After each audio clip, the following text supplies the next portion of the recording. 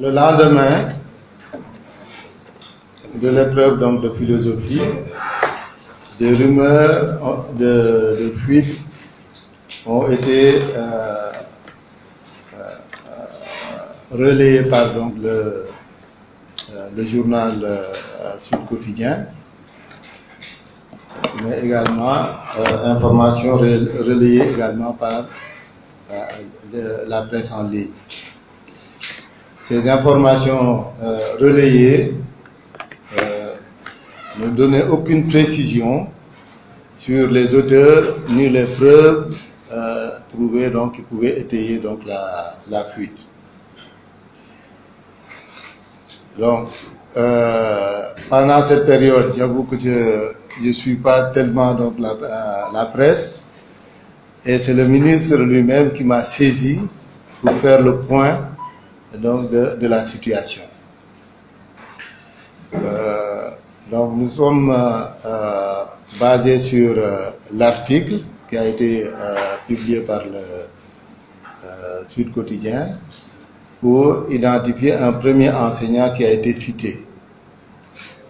Nous sommes entrés en contact avec lui pour avoir donc des éléments de preuve. Comme nous avons également contacté beaucoup d'autres enseignants de philosophie. À la suite de cela, donc, nous avons fait des recoupements, et ces recoupements, à l'heure où nous vous parlons, ne montrent aucunement de preuves irréfutables de fuite. Et quand nous avons rendu compte à notre ministre, il a immédiatement donc porté plainte, parce qu'une situation comme ça ne doit pas perdurer. Et c'est cette plainte qui va faire la lumière donc de la situation et déterminer si oui ou non il y a fraude. Donc pour l'instant, les preuves restent maintenues en attendant donc la décision donc de la justice.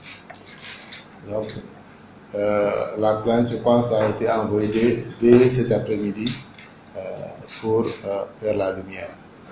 Donc c'est ça qu'on voulait vous apporter. Donc il y a deux éléments nouveaux. C'est le maintien pour l'instant, tant qu'il n'y a pas de preuves tangibles, de l'épreuve de philosophie. Deuxièmement, donc le ministre est saisi de la question et a porté plainte pour faire toute la lumière autour de la fuite. Donc je vous lis donc parce que on m'a donné une copie donc de ça. C'est en conséquence, je porte plainte contre X pour diffusion de fausses nouvelles ou toute autre qualification pouvant résulter des faits. Donc c'est aussi bien prouver s'il y a fraude ou pas.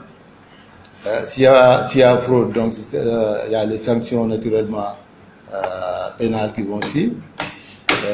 S'il n'y a pas fraude, donc il y a le délit donc de diffusion de fausses nouvelles.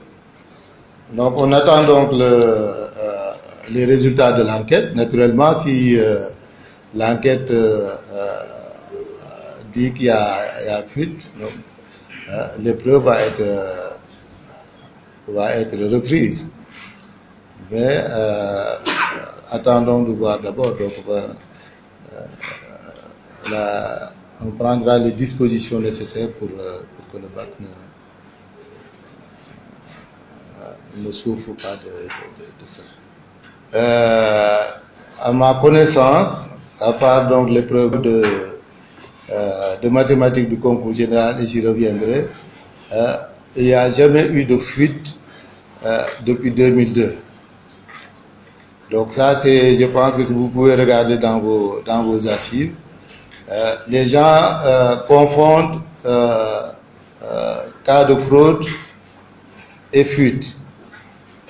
Il y a fuite quand ceux qui sont en connaissance du sujet qui laissent passer l'information, en tout cas divulguent le secret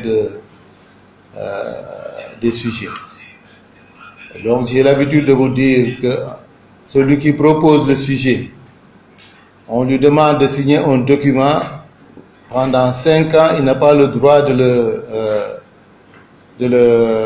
le traiter partiellement ou entièrement avec ses élèves. Le système est bien maîtrisé avec un nombre très réduit de personnes qui sont susceptibles donc d'accéder au sujet. Et tout cela pour faire en sorte que les sujets soient sécurisés. Donc, pour revenir au problème donc, de mathématiques, c'est pas une fuite, mais il s'agit, si j'étais juriste, peut-être pour le qualifier, ça serait une négligence. Donc, c'est la commission qui travaille sur le sujet, et ça c'est valable pour l'ensemble des disciplines, qui s'inspirent de sujets qui sont dans le net. Mais ce sujet-là, quand vous l'avez, vous devez le travailler pour le rendre original. On peut s'inspirer d'une idée, mais faire un travail quand même original. Ce qui s'est passé, donc, ça a échappé à la vigilance. Le sujet qui était trouvé sur le net, c'était le sujet qu'on avait reproduit donc, pour l'épreuve. Donc ça, c'était une négligence. Mais quelqu'un n'a pas délibérément donné une copie du sujet à qui que ce soit. Donc, c'est ça que je veux. Donc, oui, ça a été repris, tout à fait. Donc nous, comme le disent les enseignants donc, que j'ai reçus ce matin, nous, c'est une tour d'ivoire. Donc nous, on ne cache rien. On est ouvert, notre porte est ouverte à tout le monde. Donc s'il y a des informations que vous voulez, il faut venir et on en discute.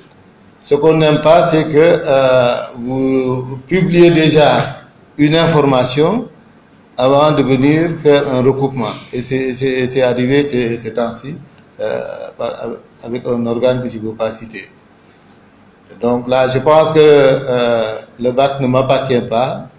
Il n'appartient pas au ministre, c'est une propriété de la nation. Et tout doit concourir à sauvegarder cet outil.